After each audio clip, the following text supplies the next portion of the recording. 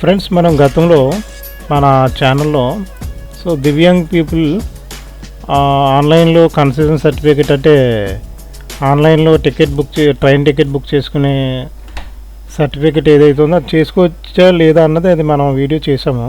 So అది video మన ఛానల్లో ఉంది. అయితే ఆ టైంలో ఆఫ్లైన్ అయితే 4 months పడుతుంది, ఆన్లైన్ అయితే మన తెలుగు రాష్ట్రాల్లో అందుబాటులో లేదని చెప్పడం జరిగింది ఆ వీడియోలో. అయితే మనకు ఫార్చునేట్గా రీసెంట్గానే సెంట్రల్ గవర్నమెంట్ ఏం చేసిందంటే ఆన్లైన్లో ట్రైన్ పాస్కి అప్లై చేసుకునే వెసులుబాటు ఇచ్చారనమాట. ఇది నిజంగా చాలా శుభదాయకమని చెప్పుకోవాలి. ఎందుకంటే ఆఫ్లైన్లో ట్రైన్ టికెట్ బుక్ చేసినప్పుడు ఖచ్చితంగా అది 3 to 4 months పడుతుందన్నమాట. సో అంతకన్నా ఎక్కువ కూడా టైం పట్టవచ్చు. అయితే మనం దాని మీద ఈ వీడియో చేసాము, చూసిన వాళ్ళకి ఆ విషయం ఏంటని అర్థమవుతుంది. సో ఆన్లైన్ రావడం వల్ల ఏంటంటే వితిన్ 1 week లేదా 4 daysలోనే మనకి ట్రైన్స్ ఈ పాస్ అని ఈ కార్డ్ అనేది వస్తుందన్నమాట, ఐడి కార్డు టైపు. సో దాన్ని ఉపయోగించి మనం ఆన్లైన్లో ట్రైన్ టికెట్ ఈజీగా బుక్ చేసుకోవచ్చు అనమాట. ఇది కూడా నాకు తెలిసిన సోదరుడు ఇన్ఫర్మేషన్ షేర్ చేసుకున్నాను ఖమ్మం కదా, గుంటూరు నుండి. సో తను షేర్ చేసుకున్నారు. ఇది ఛానల్ వీడియో చేస్తే మన దివ్యాంగ్ పీపుల్కి ఉపయోగపడుతున్నా అన్న ఉద్దేశంతో ఇది చేస్తున్నాను. అయితే ఎలా చేయాలో చెప్తాను, బట్ ఏదైనా అప్లికేషన్ ఉంటే నేను మీకు ప్రాక్టికల్గా చూపించేవాడిని, అయినప్పటికీ మీకు అర్థమయ్యేటట్టు చెప్తాను. సో వెబ్సైట్ అయితే ఇదనమాట. సో వెబ్సైట్ లింక్ నేను డిస్క్రిప్షన్లో ఇస్తాను. సో వెబ్సైట్ లింక్ క్లిక్ చేయగానే మీకు ఈ విధంగా దివ్యాంగ్ కార్డ్ అప్లికేషన్ అని ఈ విధంగా డాష్బోర్డ్, వెబ్సైట్ యొక్క డాష్బోర్డ్ అయితే ఉంటుందన్నమాట.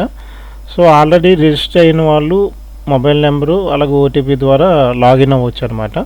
అయితే కొత్తగా రిజిస్టర్ అయిన ఎవరికైతే ఈ ట్రైన్ పాస్ కావాలనుకునే వాళ్ళు కొత్తగా అవదలుచుకుంటే ఇక్కడ న్యూ యూజర్ మీద క్లిక్ చేయాలి. సో న్యూ యూజర్ మీద క్లిక్ చేయగానే మీకు ఈ విధంగా మళ్ళీ వెబ్సైట్లోకి తీసుకొస్తుంది. చూడండి, ఇక్కడ స్టేట్స్ ప్రస్తుతం ఏ స్టేట్లకి అయితే ఫెసిలిటీ ఇచ్చారో మనకి ఇక్కడ లిస్ట్ కనబడుతుంది అనమాట.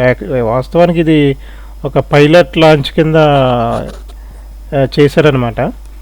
సో ప్రస్తుతం అయితే 5 రాష్ట్రాలకి అవకాశం ఉంది.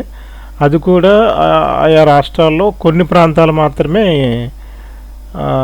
ప్రాంతాల్లో ఉన్న రైల్వే స్టేషన్లు మాత్రమే మనకు అందుబాటులోకి ఇచ్చారనమాట. సో ఇక్కడ తమిళనాడు, ఆంధ్రప్రదేశ్, తెలంగాణ, మహారాష్ట్ర, కర్ణాటక. సో తెలంగాణ, ఆంధ్రప్రదేశ్ తెలుగు రాష్ట్రాల వాళ్ళకి ఇది నిజంగా ఆన్లైన్ అనేది యూస్ఫుల్ అవుతుంది. గతంలో మనం చెప్పాం అది ఢిల్లీ వాళ్ళకి మాత్రమే అందుబాటులో ఉందని. సో కానీ రీసెంట్గా ఇది ఎలా తేవడం అనేది చాలా సంతోషం అనమాట. ఇక్కడ ఏదైతే ఉందో ఆ స్టేట్ సెలెక్ట్ చేసుకున్న తర్వాత నియరెస్ట్ రైల్వే స్టేషన్, అంటే నియరెస్ట్ రైల్వే స్టేషన్ ఇక్కడ ఏం సెలెక్ట్ చేసుకోవాలంటే మీరు ఎక్కడైతే ఏ హాస్పిటల్ దగ్గర అయితే కన్సెషనల్ సర్టిఫికేట్ అంటే కౌంటర్ దగ్గరికి వెళ్ళి బుక్ చేసుకునేవారు కదా, అది ఏ హాస్పిటల్కి దగ్గర అయితే తీసుకున్నారో ఆ హాస్పిటల్కి దగ్గరలో ఉన్నటువంటి ఆ ప్రాంతంలో ఉన్న దగ్గరలో ఉన్న రైల్వే స్టేషన్ అనమాట ఇక్కడ సెలెక్ట్ చేసుకోవాలి. సో ఏది పడితే అది సెలెక్ట్ చేసుకోకూడదు. సో అయితే ఆంధ్రప్రదేశ్లో కూడా అన్నీ ఇవ్వలేదు, ఏయో లిమిటెడ్గా కొన్ని మాత్రమే ఇచ్చారనమాట. సో ఇక్కడ చూడండి, అక్కంపేట, చెరువు, మాధవరం, ద్వారవత్, ఛత్రం, నగర్, నాయుడుపేట, ఓడూరు, ఈ విధంగా కొన్ని ప్రాంతాలు ఇచ్చారు. వాస్తవానికి మాకు రిలవెంట్గా ఏంటంటే సామర్లకోట, రాజమండ్రి, కాకినాడ ఉండాలి, బట్ ఇవి ఇక్కడ లేవు. అయితే లిమిటెడ్గా కొన్ని ఇచ్చారనమాట. సో ఎవరైనా ఈ ప్రాంతాల వాళ్ళు ఉంటే కనుక వాళ్ళు ఇది ఉపయోగించుకోవచ్చు అనమాట. అలాగే తెలంగాణ వచ్చేసరికి తెలంగాణలో కూడా కొన్ని లిమిటెడ్ ప్రాంతాలు మొత్తం ఇక్కడ లిస్ట్ ఉంది. బేగంపేట, అశ్వాపురం, ఆసిఫాబాద్, అలాగే కొన్ని ఇచ్చారు. సో ఈ విధంగా యూజ్ చేసుకోవచ్చు అనమాట. ఏదేమైనప్పటికీ so nearest railway station select చేసుకున్న తర్వాత ఇక్కడ చూడండి, అప్లికెంట్ నేము, email ID, mobile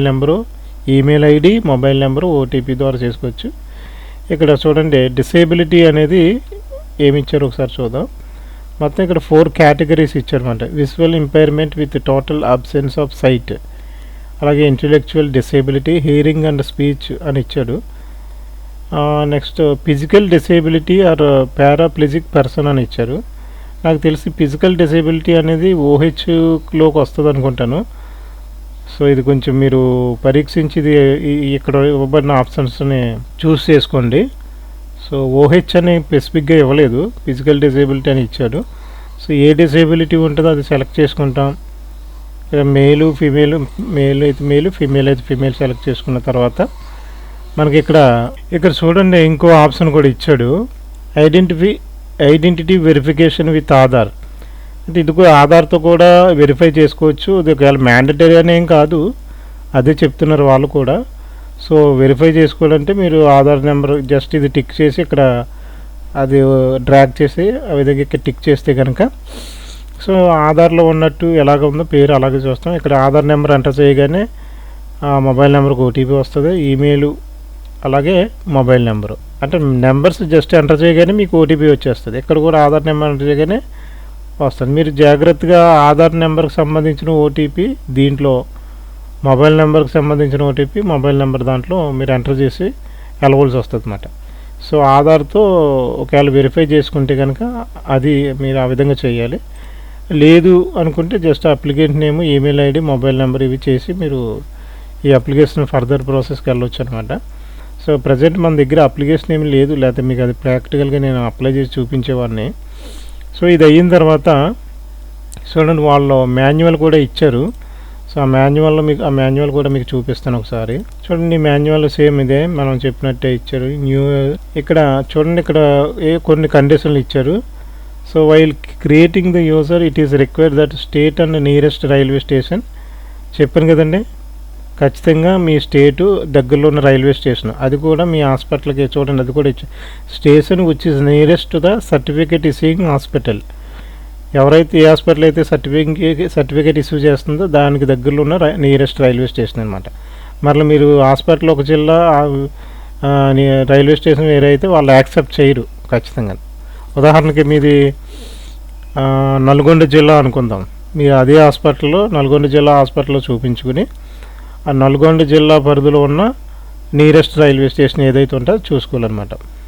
so Andhra Pradesh అయితే ఈస్ట్ గోదావరి అనుకుంటే ఈస్ట్ గోదావరి హాస్పిటల్లో చూపిస్తే ఆ ఈస్ట్ గోదావరిలోనే దగ్గరలో నియరెస్ట్ రైల్వే స్టేషన్ ఏది ఉంటుందో అది అప్లై చేయాలి, ఆ విధంగా అనమాట. సో ఇక్కడ చూడండి 3వ పాయింట్, ఇక్కడ if the user chooses to authenticate oneself using Aadhaar it may help in faster processing. ఒకవేళ మీకు ఇందాక ఇక్కడ చూపించాను కదండి, ఆధార్ కార్డు కనుక మీరు ఓకే చేసుకుని ఇది ఓకే చేసుకుంటే కనుక మీకు ప్రాసెసెస్ చాలా స్పీడ్గా అవుతుంది. సో అడ్రస్ ప్రూఫ్ అన్ని దాంట్లో ఉంటాయి కాబట్టి ఇబ్బంది ఉండదు అన్నట్టుగా వీళ్ళు 3 పాయింట్లు చెప్తున్నారు అనమాట. అలాగే చెప్పే 4వ పాయింట్ ఏంటంటే ఇక్కడ ఆధార్ వ్యాలిడేషన్ అనేది మ్యాండటరీ ఏమీ కాదు, చదువు లేకపోయినా చేసుకోవచ్చు అన్నట్టుగా చెప్తున్నారు అనమాట. ఫోన్ నెంబర్ ఖచ్చితంగా పనిచేయాలి, ఈ విధంగా అనమాట. సో ఒకసారి మీరు రిజిస్ట్రేషన్ అయిపోయాక లాగిన్ అయిన తర్వాత మీకు జస్ట్ ఇలాగ ఆప్షన్ చూపిస్తుంది ఏంటంటే అప్లై ఫర్ కన్సెషనల్ కార్డ్ అని ఉంది, కన్సెషన్ కార్డు. సో దీని మీద క్లిక్ చేస్తారనమాట. క్లిక్ చేసి వాళ్ళు ఏ సర్టిఫికెట్స్ అయితే చెప్తున్నారో మొత్తం అన్నీ ఫిల్ చేసి ఆ సర్టిఫికెట్స్ అప్లోడ్ చేయాలన్నమాట. సో క్లిక్ చేయగానే మీకు ఈ విధంగా వస్తుంది, date of birth, father name, address, pin code, city, district, state ఇవన్నీ సెలెక్ట్ చేసుకుంటారు. ఇక్కడ మీరు అప్లోడ్ చేయవలసినవి అనమాట చాలా నీట్గా ఉండాలి, ఇంచుమించు 600 KB ఉండాలన్నమాట. ఓకేనా. So concessional certificate photograph upload, photo అనేది డిసేబిలిటీ కనబడేటట్టు పెట్టుకోవచ్చు ఎలాగైనా. సో అది స్పెసిఫిక్గా ఏమీ చెప్పలేదు వాళ్ళు. అలాగే disability certificate, date of birth చూపించి కనబడేటట్టు సర్టిఫికెట్, అంటే ఆధార్లో పూర్తిగా డేట్ ఆఫ్ బర్త్ కనబడితే దాన్ని పెట్టవచ్చు. ఈ ఫోటో ఐడి ప్రూఫ్, అలాగే అడ్రస్ ప్రూఫ్. సో అవి మీకు ఏమి అప్లై పెట్టుకోవాలన్నది కూడా చూడండి. ఇక్కడ details of concession certificate issue from government hospital, ఇక్కడ చూడండి చాలా ఇంపార్టెంట్ అనమాట. కన్సెషన్ సర్టిఫికేట్ మీకు ఎప్పుడు ఇష్యూ చేశారో ఆ డేట్ వేయాలి, హాస్పిటల్లో ఏ స్టేట్లో ఉందో వేయాలి, అక్కడ మెన్షన్ చేయాలి. ఇష్యూయింగ్ హాస్పిటల్ సిటీ, ఏ సిటీలో సిటీ పేరు రాయాలి, అక్కడ హాస్పిటల్ పేరు, అలాగే మీకు డాక్టర్ ఇచ్చినటువంటి డాక్టర్ పేరు రాయాలి. డాక్టర్కి ప్రతి రిజిస్ట్రేషన్ నెంబరు ఖచ్చితంగా కనబడాలన్నమాట, సర్టిఫికెట్ మీద కనబడాలి. సేమ్ అదే నెంబర్ ఇక్కడ ఎంటర్ చేయవలసి వస్తుంది అన్నమాట. సో అలాగే డిసేబిలిటీ సర్టిఫికెట్ నెంబర్ అని ఉంటుంది, ఆ నెంబర్ వేసేస్తే సేవ్ డ్రాప్ అని కొట్టుకుంది. ఎందుకంటే మీరు ఇన్ కేస్ ఏదైనా మిస్టేక్ జరిగినా మీకు మరలా ఫస్ట్ నుండి అన్నీ ఎంటర్ చేయక్కర్లేకుండా మీరు ఎంటర్ చేసిన ప్రతిదీ కూడా సేవ్ అవుతుంది అన్నమాట. వన్స్ మీరు అన్నీ వెరిఫై చేసుకుని ఓకే అనుకుంటే అప్పుడు రెండో ఆప్షన్ సేవ్ అండ్ సబ్మిట్ మీద క్లిక్ చేస్తారు. ఓకేనా. చూడండి ఇక్కడ కొన్ని కండిషన్లు ఇచ్చారు.